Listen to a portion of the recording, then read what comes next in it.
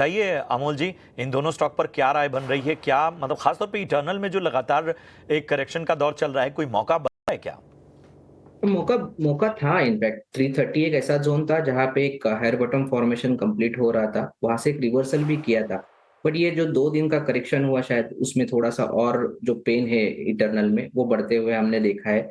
मुझे लगता है रिवर्सल का वेट रहेगा। लेवल्स काफी प्रॉमिसिंग है क्योंकि ये एक ऐसा जोन है 320 और 330 जहां पे स्टॉक ने कंसिस्टेंटली सपोर्ट लिया है, पॉजिटिव कंसोलिडेशन किया है। लास्ट रैली जो आई थी वो उसी लेवल के आसपास से हमने देखने को मिली थी। थोड़ा वेट एंड वॉच रहूंगा, बट 325 330 अगर ये वापस से क्रॉस करता है तो यहाँ से एक फ्रेश आफ्टर रैली आने के चांसेस चार्ट्स पे काफी ब्राइट लग रहे हैं। दूसरा, आपने सिप्ला पूछा था। सिप्ला में अगर हम देखते हैं तो एक काफी शार्प सेल ऑफ देखने को मिला है। उससे पहले अगर हम देखते हैं तो एक रेंज ब्रेकआउट था, तो रेंज ब्रेकआउट का फॉर्मेशन कहीं ना कहीं फेल्यूर की तरफ बढ़ते हुए हमने देखा है। काफी वोलाटाइल है, दोनों तरफ के मूवमेंट्स सिप्ला में होते हुए हमने देखे हैं। थोड़ा वेट एंड वॉच रहेंगे। अगर किसी को कॉन्ट्रा बेट लेना है या रिवर्सल के लिए बेट लेना है तो मिनिमम क्राइटेरिया स्टॉक के लिए रहेगा 1540।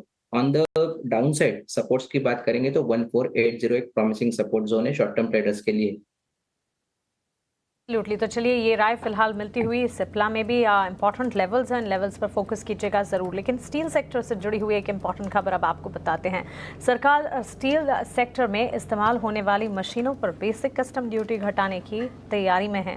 इस खबर से जुड़ी सारी डिटेल्स और इसके मायने लेकर हमारे सहयोगी प्रकाश प्रियदर्शी हमारे साथ जुड़ गए हैं। प्रकाश, बताइए स्टील सेक्टर से जुड़ी ये अहम खबर क्या है? देखिए, काफ़ी इंपॉर्टेंट डेवलपमेंट है अगर आप स्टील सेक्टर के पॉइंट ऑफ व्यू से देखें, क्योंकि सूत्र हमें बता रहे हैं कि जो मशीन्स का इस्तेमाल होता है स्टील सेक्टर में उस पर बेसिक कस्टम ड्यूटी का जो स्ट्रक्चर है उसको रैशनलाइज किया जा सकता है। सूत्र हमें बता रहे हैं कि सरकार इस मसले पर विचार कर रही है, खासकर वैसे मशीन्स जिसका इस्तेमाल आयरन ओर का जो ग्रेड्स है उसके कन्वर्जन में किया जाता है। वैसे मशीन्स पर जो बेसिक कस्टम ड्यूटी का स्ट्रक्चर है उसको रैशनलाइज किया जा सकता है।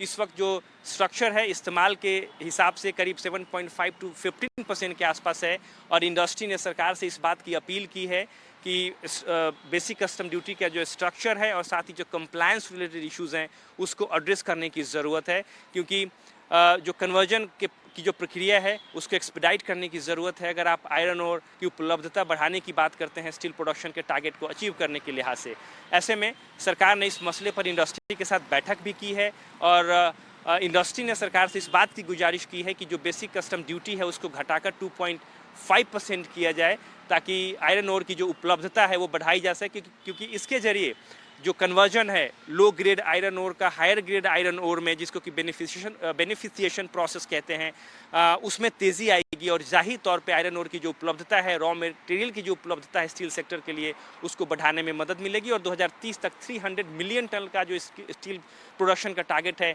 उसको अचीव करने में मदद मिल सकती है। लिहाजा सरकार ने इस मसले पर बैठक की है। एक फ्रेमवर्क भी बनाने की कोशिश की जा रही है ताकि जो BIS कंप्लायंस है खासकर इस तरह के मशीन्स पर उसको इफेक्टिवली इम्प्लीमेंट किया जाए। ये काफ़ी इंपॉर्टेंट डेवलपमेंट है, और वैसी कंपनीज जो कि ऑलरेडी बेनिफिशिएशन प्रोसेस में है, क्योंकि सरकार ने इंडस्ट्री से कहा है कि जो बेनिफिशिएशन का प्रोसेस है जिसके जरिए लो ग्रेड